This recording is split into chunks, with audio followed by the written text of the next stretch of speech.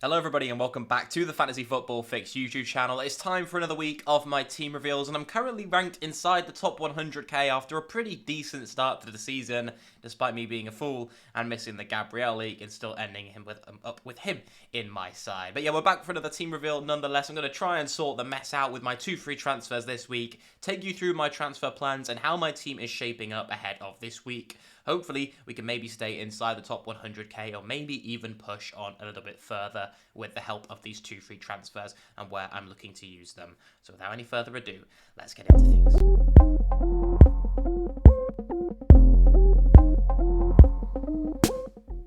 And so yeah, as mentioned, the rank at the moment, 77k, looking very, very decent early on in the season. But if your rank isn't looking anywhere near as good, then really don't stress at all. There's such a small points gap between the top 100k and the top even few million at the moment. So rank means very, very little at this point. I'm not getting ahead of myself. But I've got 2 free transfers and 0.5 million in the bank, which is a little bit more fun and exciting. Still undecided on where to use these transfers, and I was tempted to make some maybe early moves last night where Gabriel did drop in price down to 4.9 million. So that has actually ruled me out of doing a set of 2 transfers that I will discuss. But I wanted that time and that flexibility and also the information that we sometimes get nearer the deadline to be able to make different moves, and there are still other ways I can find the funds that I want to be able to find to bring in some of the players that we're going to discuss. But I know that all sounds like a load of waffle. You want to know what is my team actually looking like and who are these players you're looking to bring in. Well, we'll get into things relatively swiftly then. And in goal, it's Sam Johnston once again,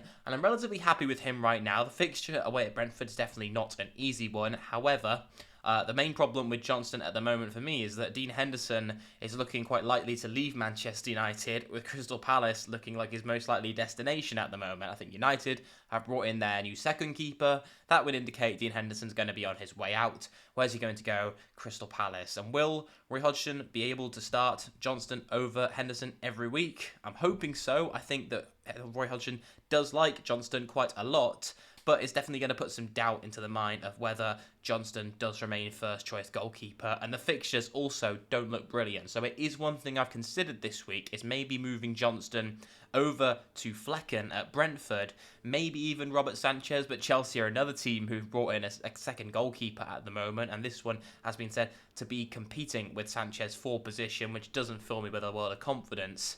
So if there was a better, maybe most standout, nailed on, good fixtures 4.5 keeper, I would maybe consider just using 1 free transfer on Johnston over to that keeper and rolling the second one into game week 4, where I think it could be really helpful to have 2 free transfers. So ideally, that's what I would like to do, is just use 1 free transfer this week and roll the second one over. But there aren't many good moves where that seems a possibility, because I have got João Pedro up front and only 0.5 mil in the bank, so I can't afford Visser after his early price rise in the game week, which was another early move I did consider doing, but decided not to pull the trigger.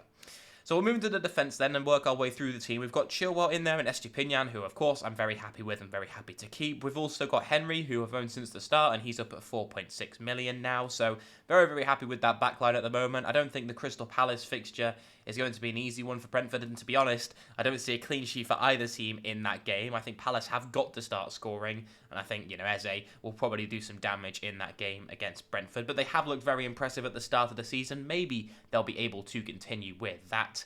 With Johnston and Henry in my team, Game Week 3 doesn't fill me with a world of confidence when it comes to clean sheets in my current backline.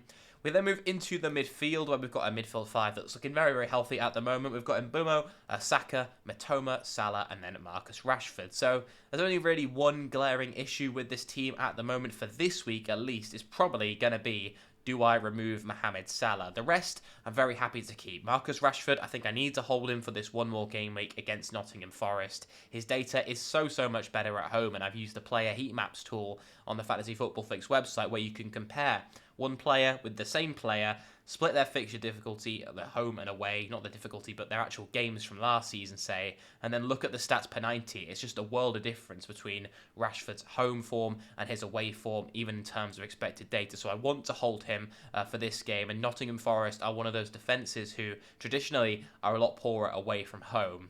The main argument will be whether I sell Salah then. Mitoma, maybe a few weeks down the line, in a week or two, when the fixtures are pretty difficult for Brighton, I might consider consider making the switch over to an Eze or a Diaby or a Foden. And these are the 3 players that I'm considering bringing in for Salah in the first place.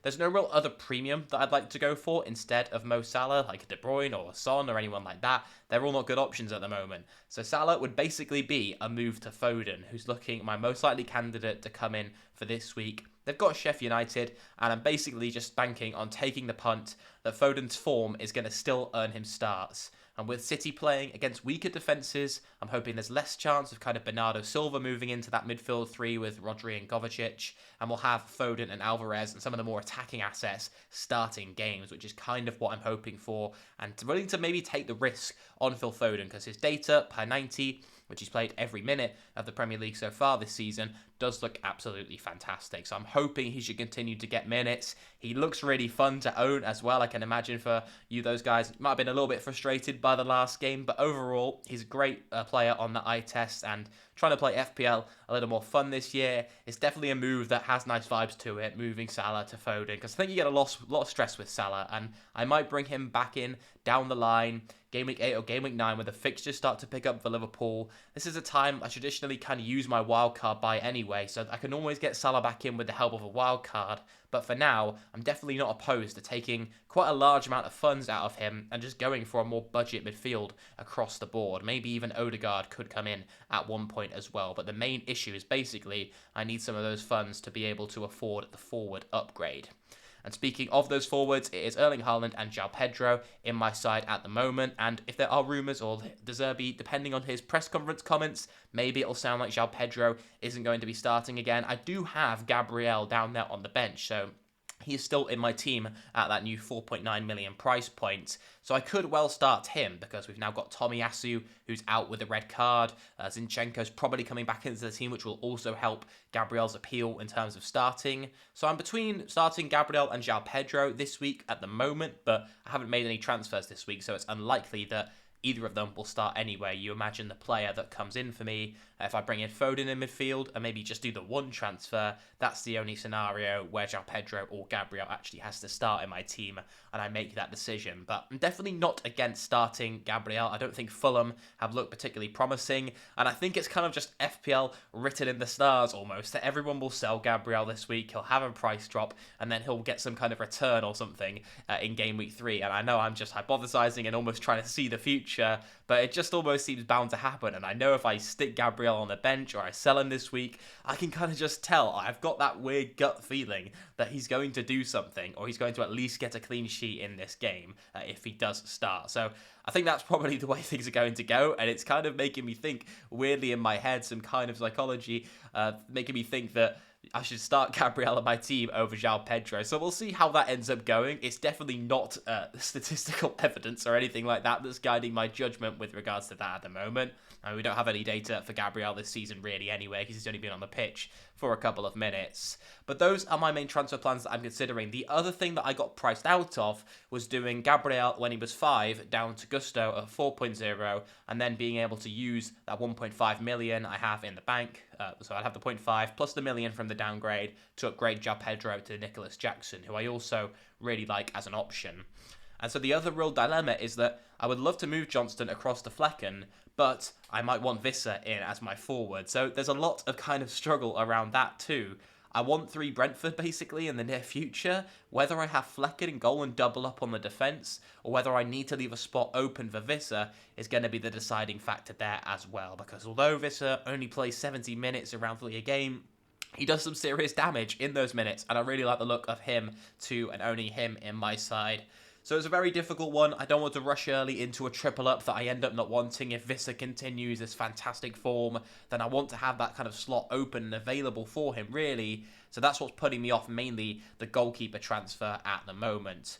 So I'm leaning towards doing Salah for Phil Foden. I think that's going to be my most likely transfer this week. But what I thought would be interesting is that if I'm taking João Pedro out in the near future, maybe even this game week if I use both my free transfers, if I'm doing Salah to Foden, I can afford either one of these strikers.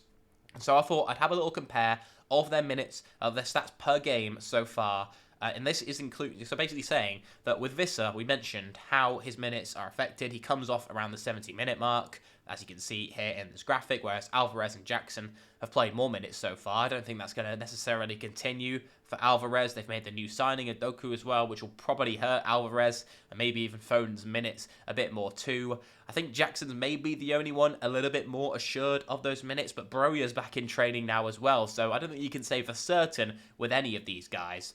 But per game, even with the reduced minutes, Visser is way ahead on expected FPL points per game.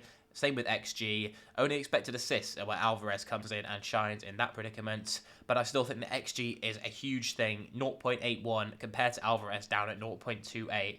I think it does just put me off Alvarez enough, and I do prefer Foden as an option to narrow it down to Jackson and Visser as my 2 picks. If I had enough funds, I would probably go straight for Jackson. The fixtures over the next 3 in particular look absolutely fantastic, whereas Brentford up against Crystal Palace and then up against Newcastle in a few game weeks' time as well, as you can see towards the bottom of your screen, is definitely not the easiest fixture run at all. And if I have double attack with Mbeumo and Visser, maybe I'm going to be looking to bench one of them, but I'm probably not going to be able to bench both of them for that game, where I could see them definitely not scoring at St. James's Park. I think that will be a tricky fixture for any team so far this season. So that is what makes Jackson probably just about my favourite forward to go for at the moment, and why downgrading Salah to Foden and having those funds, whether to make the move this week from Pedro to Jackson, or maybe even next week if I do want to give it one more week to see if Chelsea can kind of hit some form with the nice fixtures. I suppose we'll see. But I've also got to make the captaincy decision this week, and what a tough decision this is going to be. Oh no, Erling Haaland is way ahead on the predicted points for Game Week 3, 7.1 for him. Saka, who may well not be on penalties now every single time, down on 5.8. But Phil Foden comes in third on 5.7, which is encouraging to see, and is maybe going to give me some confirmation bias there on whether to go for him or not. We've got Huminson on 5.7, and that's interesting because Spurs do have a pretty decent fixture this week. Maddison coming in looks like he'll be out for Game Week 3, but might be back for Game Week 4. So if you do desperately want to go for a Spurs asset, and like I said, we don't have too many troubles with funds at the moment, unless we have Salah in our team, you could go for him, but personally would just not go anywhere near Son. I think he needs to hit some kind of form and show us his worth before we go for him. We got Sterling at 5.6, who I think did look really, really impressive against West Ham and has looked decent so far this season, which is another thing making me perhaps a little bit hesitant to rush into picking up some Chelsea assets. Then Odegaard on 5.5, Marcus Rashford on 5.4, who I mentioned I'll be keeping and predicted higher than Salah this week, who's down at the bottom on 4.9, but still inside the top 10, it is worth noting. And then we've got 2 Chelsea assets making it into here, 5.1 for Chilwell and 5.0 for Nicholas Jackson.